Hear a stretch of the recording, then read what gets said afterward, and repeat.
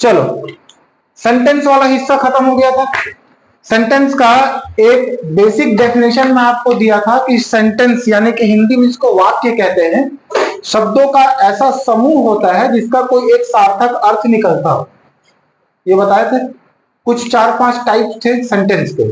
अब जब आप सेंटेंस पूरा कर चुके हैं तो थोड़ा सा एक स्टेप आगे बढ़ते हैं, हम चलते हैं पार्ट्स ऑफ स्पीच की ओर।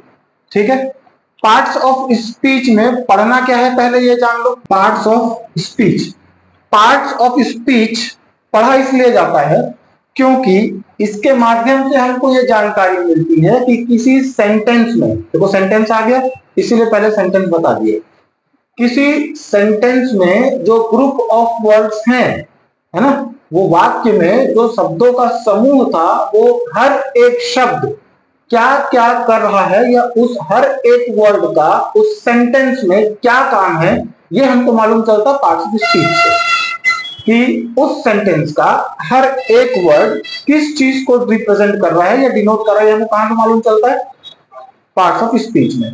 इसी पार्ट्स ऑफ स्पीच में जो 8 अलग अलग टाइप्स के आप जो सब हेडिंग्स पढ़ेंगे, उसमें हमको ये मालूम चलेगा कि हर एक वर्ड जो हम किसी सेंटेंस में यूज करते हैं वो काम क्या करता है या उसका औचित्य क्या होता है। क्लियर? ये समझ रहे हैं क्या? चलिए पार्ट्स ऑफ स्पीच का डेफिनेशन की ओर चाहिए। Words are divided into various parts और क्लासेस, कॉमा,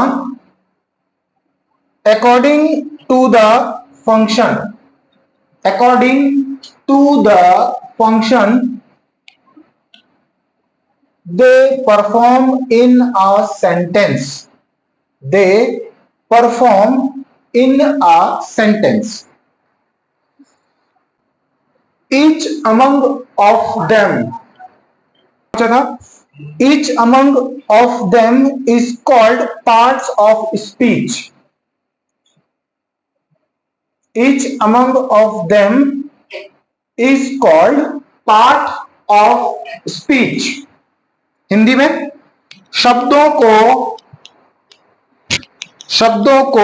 वाक्य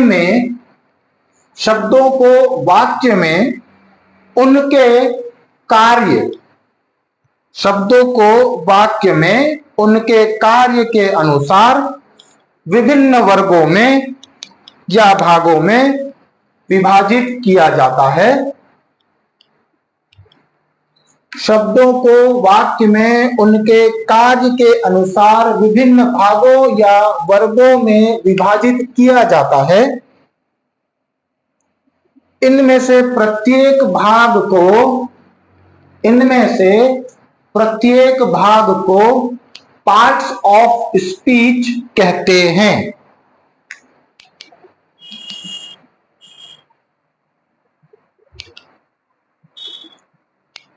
पार्ट्स ऑफ स्पीच कहते हैं। बेटा बैठो, ऐसी वाली कॉपी लाना, ठीक है, सिंगल लाइन वाली।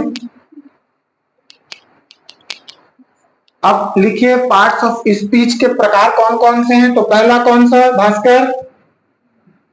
नाउन। फिर कौन सा? सर ऐसे टाइप्स ऑफ, तो नाउन। हाँ लिख सकते हो या फिर ऐसे लिख लो, इन्हें पार्ट्स ऑफ स्पीच कहते हैं। इनकी संख्या कुल 8 है जो निम्नलिखित है।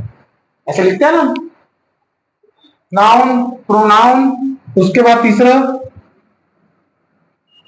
वर्ब,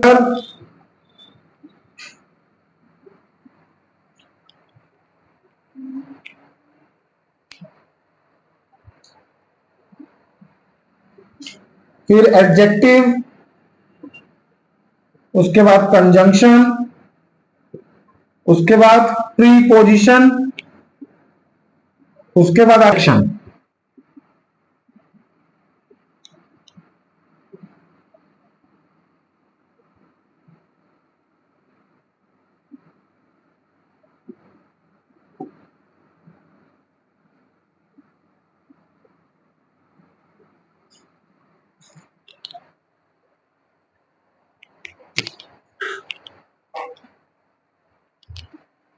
ये 8 लिख लिए क्या?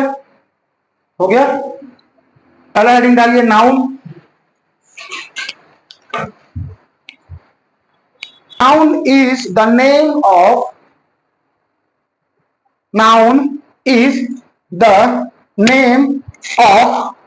a person,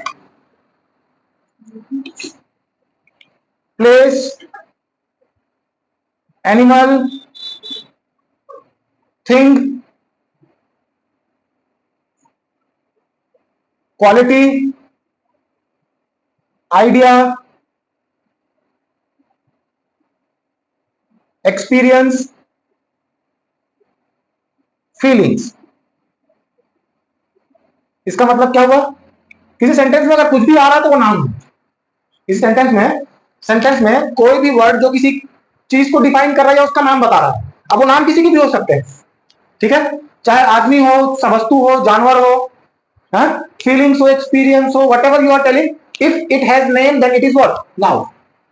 ठीक, वाक्य में कोई भी ऐसा शब्द जो किसी का नाम हो, नाम के अलावा किसी चीज की व्याख्या करता हो, जैसे आप कोई भावनाएं लिख रहे हैं, आप feelings, I am telling feelings, experience, place, name, whatever it is, all stands for noun. ठीक, अब आते हैं टाइप्स ऑफ। इसको हिंदी में लिखवाने की जरूरत है क्या? मेरे को लगता है एक आध एग्जांपल लिख लो। क्या लिख लो? Ram is a doctor. Ram is a doctor. Ram doctor है। Ram is a doctor. Bhaskar is asking for Hindi example. तो यहां पर राम क्या है? राम डॉक्टर तो है, लेकिन राम है क्या पार्ट ऑफ स्पीच में? नाउन। इसके साथ में जो डॉक्टर वर्ड आपने यूज किया वो एक प्रोफेशन को दिखाता है? किसी प्रोफेशन का नाम है, डॉक्टर, टीचर, इंजीनियर, ये सभी क्या हो जाएंगे? Noun. It's a name of a profession. Doctor is a type of profession which we are giving a name. So called doctor, engineer, teacher, ये सभी क्या है? नाउन। क्लियर? तो इस सेंटेंस में आपको दो नाउन दिख रहे हैं, कौन सा? राम और doctor. India is a great country, another example. यहां पर नाउन कौन कौन से जाएंगे? इंडिया और कंट्री।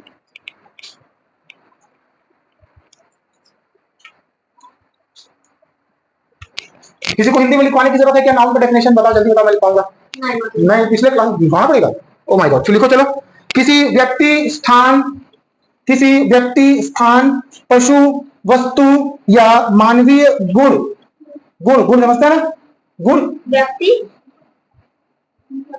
किसी व्यक्ति, स्थान, पशु, वस्तु या मानवीय गुण, विचार, अनुभव इत्यादि के नाम को नाउन कहते हैं। क्या लिखे? किसी व्यक्ति, स्थान, पशु, वस्तु या मानवीय गुण, विचार, अनुभव इत्यादि के नाम को नाउन कहते हैं। समझ में आया क्या? नाउन के प्रकार लिखिए। Kinds of noun. Kinds of noun. Noun कितने प्रकार के होते हैं?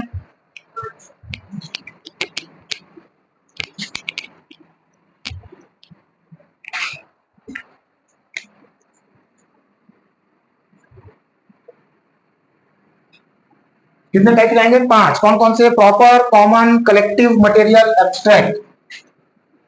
प्रॉपर,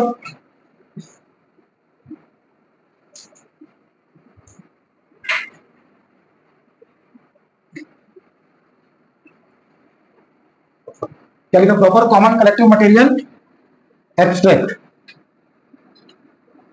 मैंने एक काम करूंगा, आपको इंग्लिश ग्रामर इसको हिंदी में क्या, हिंदी व्याकरण में तो क्या कहते हैं वही बताते चलूंगा। ऐसे में होगा कि आपका इंग्लिश और हिंदी ग्रामर दोनों एक साथ ही पड़ जाए। क्या बोलते हो? जहां पर लगेगा ये होगा इंग्लिश में proper noun, common noun, collective noun, material noun और एब्स्ट्रैक्ट नाउन। हिंदी में संज्ञा के कितने प्रकार होते हैं? वही 5 है। व्यक्ति, जाति, द्रव, समूह, भाव। याद है ना? व्यक्ति, जाति, द्रव, समूह, भाव। व्यक्तिवाचक संज्ञा, जातिवाचक संज्ञा, समूहवाचक संज्ञा, द्रववाचक संज्ञा और भाववाचक संज्ञा। ठीक है, अब पहला हेडिंग प्रॉपर नाउन यानी कि व्यक्तिवाचक संज्ञा।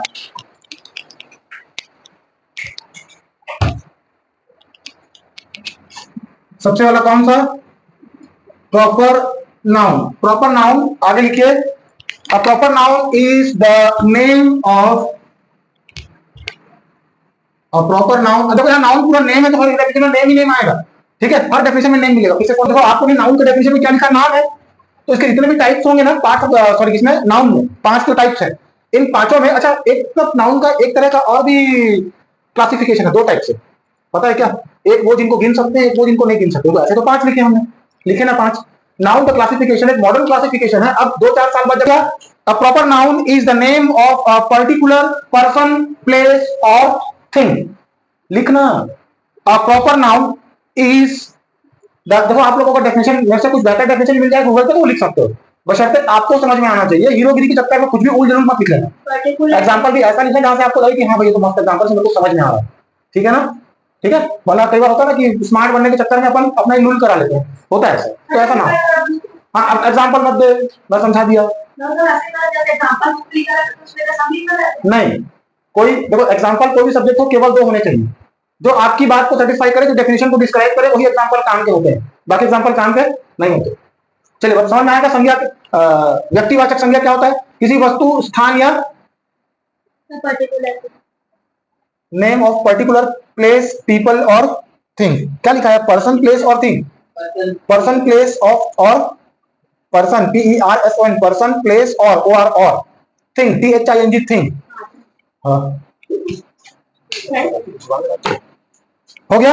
अब एग्जांपल लिख लो, राम, श्याम, सीता, गीता, पटना, रायपुर, दिल्ली, पेड़, गाय, गोबर। लिख लिख लिख। सेकंड क्लासिफिकेशन में आ जाइए, कॉमन नाउन में।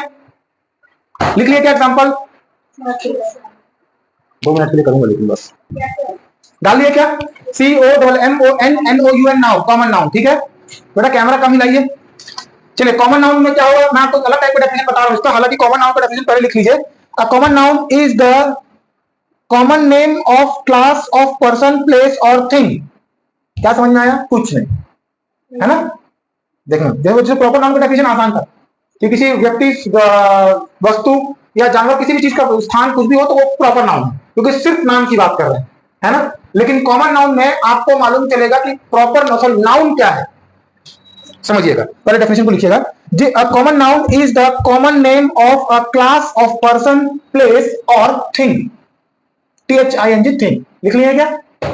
हिंदी में लिखो, जिस नाउन से किसी विशेष या खास व्यक्ति, जिस नाउन से किसी विशेष या खास व्यक्ति, वस्तु या स्थान का बोध नहीं हो, स्थान का बोध नहीं हो, बल्कि उससे समस्त जाति, उससे समस्त जाति, प्रजाति या श्रेणी का बोध हो। बोध होने का मतलब क्या होता है? जानकारी हो, है ना? उसे कॉमन नाउन कहते हैं। यहां पर कॉमन का अर्थ, यहां पर कॉमन का अर्थ, फिर ऊपर नीचे क्यों लिख रही है? यहां पर कॉमन का अर्थ, यहां पर कॉमन का अर्थ जो सब में शामिल हो, जो सब में शामिल हो।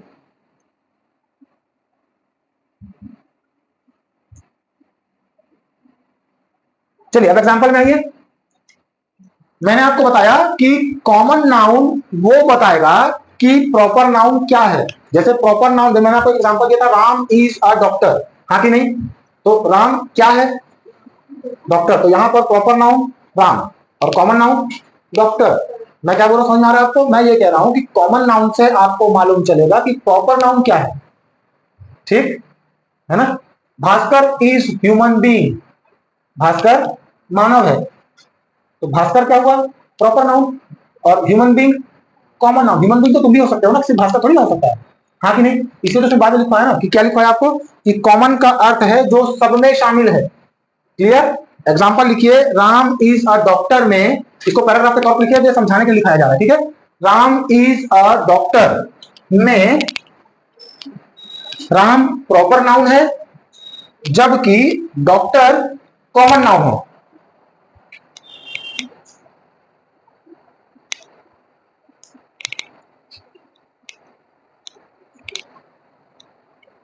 आपने प्रॉपर नाउन में एक और एग्जांपल लिखा है क्या? India is a great country. उसी को चिपकाते हैं, क्यों? नया एग्जांपल मैं बोल रहा हूं, एक एग्जांपल सब में काम आना चाहिए, ऐसा एग्जांपल छाटो, काय को बार-बार एग्जांपल रखना। ठीक, एक फोटो लिख लिया क्या? राम इज अ डॉक्टर में राम प्रॉपर नाउन है और डॉक्टर कॉमन नाउन है। लिख लिए? हो गया महेश? अगला एग्जांपल लिखिए, उसी को फिर आगे एक लाइन छोड़ के फिर लिखो नीचे। India is a great country में इंडिया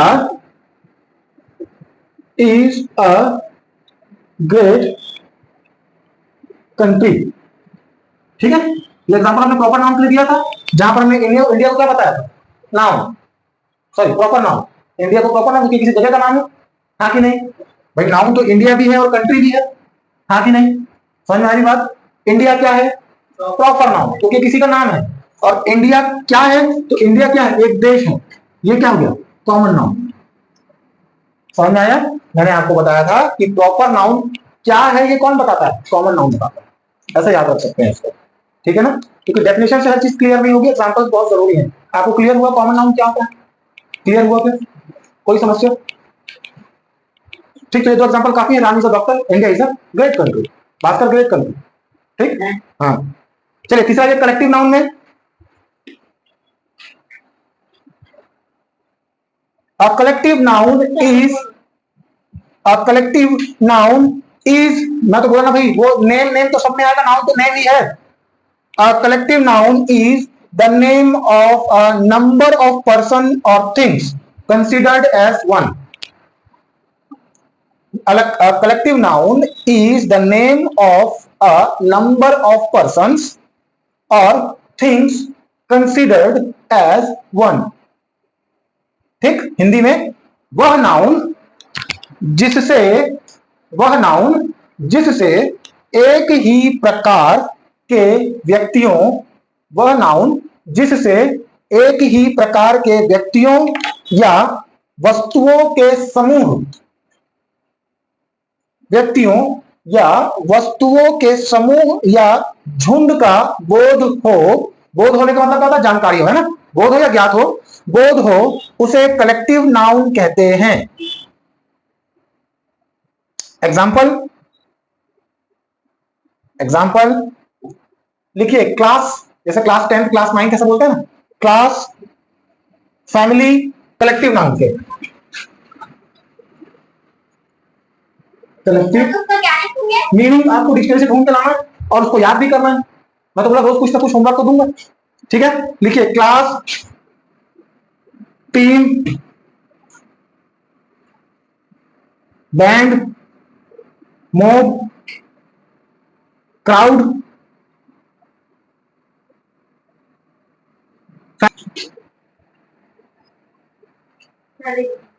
कॉन्ग्रेचुलेशंस, बधाई हो।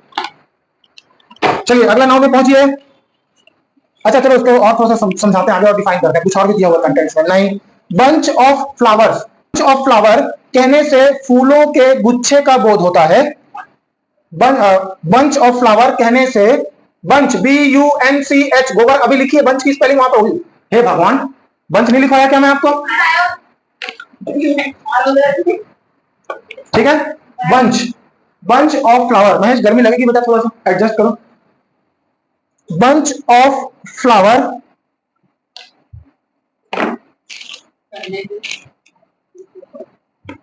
कहने से फूल के गुच्छों का बोध होता है। इसी प्रकार टीम ऑफ प्लेयर कहने से खिलाड़ियों के दल का बोध होता है। समझ में आया क्या। Collective noun is nothing but we are trying to represent a group of same kinds, एक ही तरह के, जैसे क्रिकेट का टीम, सभी सभी क्रिकेट खेलते हैं, हाँ कि नहीं। मैं थोड़ा सा और इलैबोरेट कर रहा हूं उसको, मैं जो समझाना चाहूंगी बात समझिएगा। जैसे टीम्स की बात कर रहे हैं, तो टीम्स में जैसे क्रिकेट टीम की बात करूं, तो क्रिकेट के खिलाड़ी आएंगे तो कोई फुटबॉल का खिलाड़ी तो नहीं आ जाएगा, हाँ कि नहीं। एक ही टाइप के या एक ही जैसे, समझ में आया क्या। अगर फूल का गुच्छा कह रहा हूं तो फूल ही को ही गिना जाएगा, पता नहीं जो भंवरे घूमते रहते हैं वो आपको काउंट नहीं करना, ठीक है ना। आई बात समझ में, क्लियर हुआ क्या कलेक्टिव नाउन, क्लियर है, कोई समस्या। बाद में बताओगे समस्या होगी तो, सर वो समझ में नहीं आया था, एक बार किसी तो कल को पूछूंगा ना, जैसे आज पूछा सेंटेंस, तो कितने प्रकार के सेंटेंस होते हैं वही नहीं निकला मुझसे, आज तो डाउट नहीं है, कल डाउट आएगा, कल पूछूंगा तो। चौथा लिखिए, मटेरियल नाउन। मटेरियल नाउन क्या है। अब मटेरियल नाउन को पहले सुन लो। कोई भी सामान इस पृथ्वी पर, कोई भी सामान जिसको आप गिन नहीं सकते, वो मटेरियल नाउन नहीं।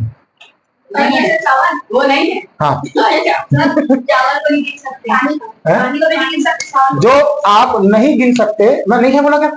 नहीं, जो आप नहीं गिन सकते वो मटेरियल। चावल, हाँ, चावल, पानी, दूध, पैसा गिन सकते हो? पैसा मटेरियल नाउन नहीं है, ठीक है ना? चलिए लिखिए, a material noun is the name of a substance. A material noun is the name of a substance that is eaten. Eaten मतलब खाने वाला eaten. Eaten, comma, drunk, comma, measured, measured नापने वाला measured, measured and weighed. इसको क्या पढ़ते हैं बता? हैं? वेस्ट।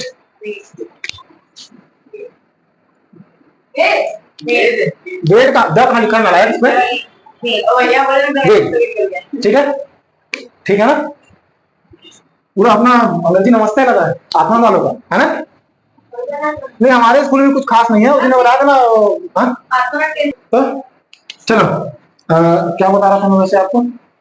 मटेरियल नाउन, कुछ भी ऐसा चीज या कोई भी ऐसी वस्तु जिनको आप गिन नहीं सकते, वो सभी क्या है? Material noun. लेकिन तौल सकते हैं, नाप सकते हैं। मैंने कहा सिर्फ गिन नहीं सकते, वो सभी क्या आएंगे? मटेरियल नाउन आएंगे। एग्जांपल लिखिए, पानी, तेल, शक्कर, तो दोनों जानते होंगे। Whatever language you prefer, you can write example in that language only. पानी, water, oil, milk, chalk, lunch, breakfast, wool, iron, sweet, paper.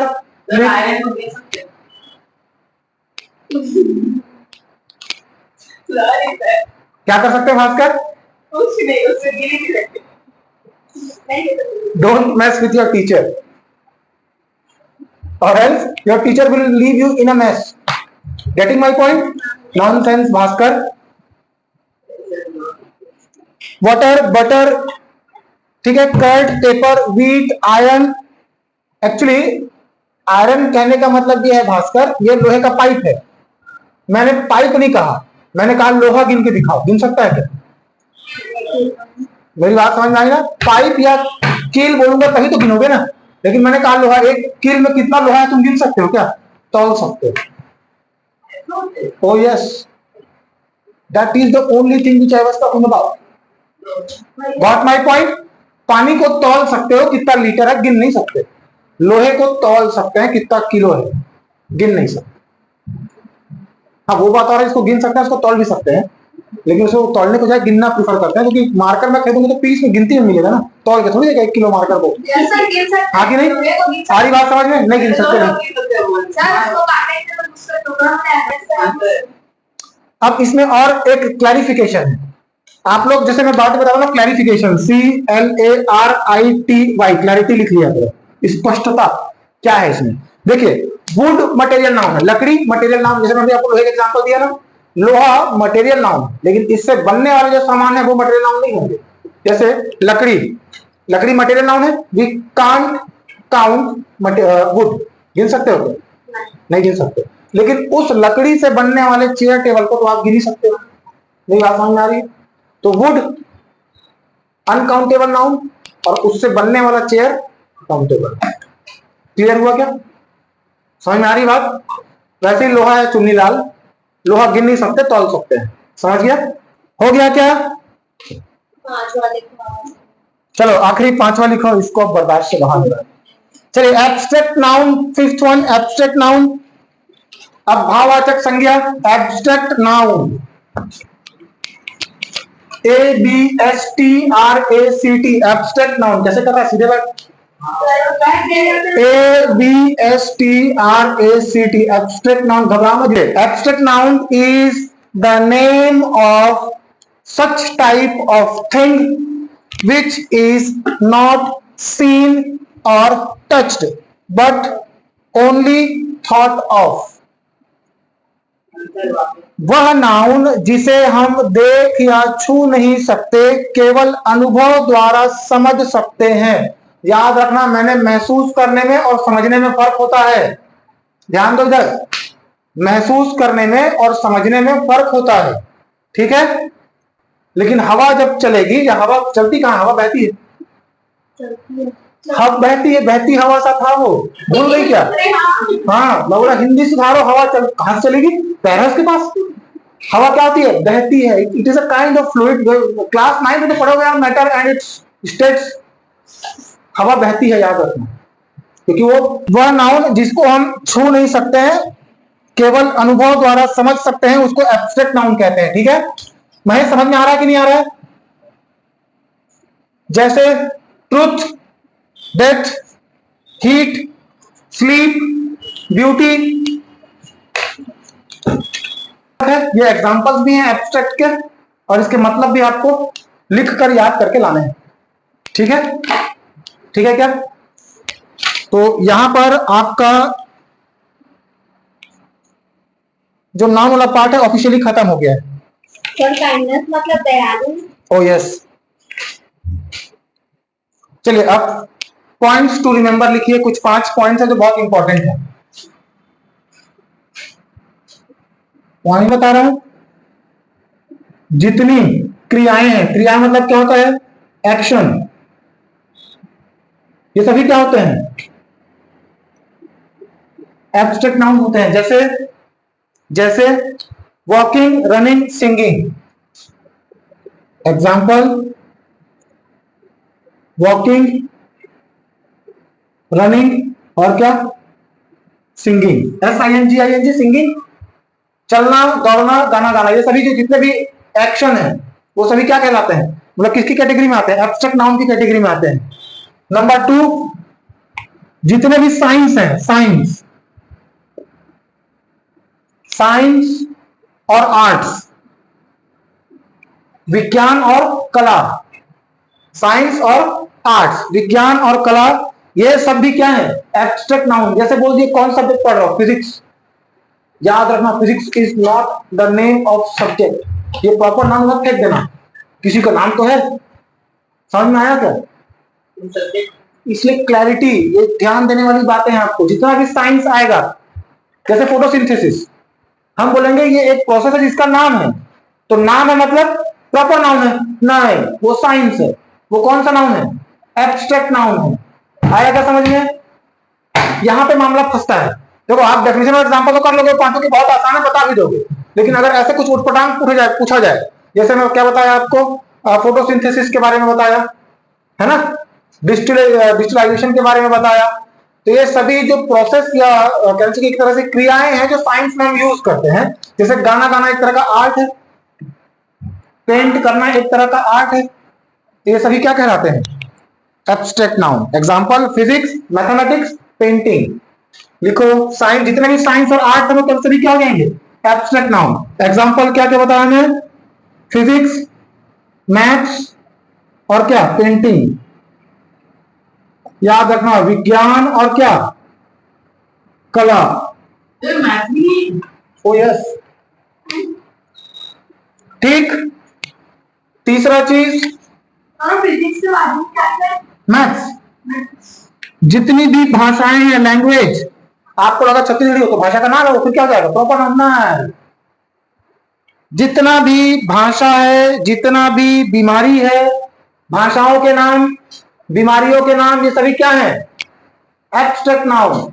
लिखो, सभी भाषाएं एब्स्ट्रैक्ट नाउन है। जैसे Hindi, English, Russian, French, Marathi, Telugu, ये सभी क्या है, एब्स्ट्रैक्ट नाउन है। वैसे ही जितनी भी बीमारियां या डिजीज हैं वो भी क्या जाएंगी, एब्स्ट्रैक्ट नाउन। जैसे हेडेक, कैंसर, जॉन्डिस, ये सभी क्या है, एब्स्ट्रैक्ट नाउन जाएंगे। और पांचवा और सबसे आखिरी और सबसे ज्यादा इंपॉर्टेंट बात, सिर दर्द आपको एब्स्ट्रैक्ट नाउन देने वाला है। आप एब्स्ट्रैक्ट नाउन एक तरफ और बाकी सब नाउन एक तरफ, कई टेंशन। बोला हिंदी कौन सा नाउन है, तुरंत दिमाग में आएगा हिंदी मतलब भाषा का नाम, मतलब प्रॉपर नाउन ना है, एब्स्ट्रैक्ट नाउन। ठीक है ना, इसीलिए ये लिखवाना जरूरी है। ठीक है, हो गया। पांचवा पॉइंट लिखिए, एब्स्ट्रैक्ट नाउन का प्लूरल फॉर्म यानी कि बहुवचन नहीं होता है। एब्स्ट्रैक्ट नाउन जिसको हम भाववाचक संज्ञा के तौर पर जानते हैं, इसका प्लूरल फॉर्म नहीं होता। इसके पहले किसी भी आर्टिकल, याद रखना, देखो आप 5th नंबर का पॉइंट लिखे क्या लिखे आप कि जितने भी एब्स्ट्रैक्ट नाउन होंगे इनका प्लूरल फॉर्म होता है, यानी कि बहुवचन नहीं होता भाई। लड़का लड़के, लड़का सिंगुलर, लड़के, कॉपी कॉपियां सिंगुलर प्लूरल, तो संख्या बोलते क्या बोलते हैं, वही तो होता है ना, जानते हो ना। तो वैसे ही जितने भी एक्सट्रैक्ट, अरे यार मेरे को बहुत सारी खुशी हो रही है ऐसा बोलता है कि बस खुशी तो हो रही है ना, एक हो चाहे कम हो, हाँ कि नहीं, ठीक है। I am talking about the feelings, abstract noun, भाववाचक संज्ञा, भावनाएं। बहुत दुख क्या होता है भाई, दुख तो दुख होता है ना, चाहे बहुत हो चाहे कम हो। दर्द तो दर्द होता है, थोड़ा लगे चाहे बहुत लगे, बहुत दर्द दे रहा है पुलिस, क्या मतलब तुम्हारा। तो हम हिंदी में ये गलत कहते हैं, ठीक है ना। आ रही बात समझ में, बहुत दर्द नहीं होता, दर्द दर्द ही होता है। क्या बहुवचन यानी कि प्लूरल फॉर्म नहीं हो सकता एब्स्ट्रैक्ट नाउन का। छठवां पॉइंट, एब्स्ट्रैक्ट नाउन के सामने ए एन और द, जिसको क्या कहते हैं, आर्टिकल्स, ए एन और द आर्टिकल का प्रयोग use, we can not use articles in front of the abstract noun, है ना। एब्स्ट्रैक्ट नाउन के सामने आप ए एन और द का प्रयोग नहीं कर सकते, लेकिन कुछ कुछ स्थिति में द लगा सकते हैं, लेकिन ए एन तो कभी नहीं, ए एन आप कभी नहीं लगा सकते, द कभी एक्सेप्शनल के दो चार मिलेंगे। ए एन और द जैसे आर्टिकल्स का प्रयोग नहीं कर सकते, जिसमें आपको लिखना है कि द का किसी किसी स्थिति में प्रयोग हो जाता है, लेकिन ए और एन तो कभी भी नहीं करना है, समझ गए।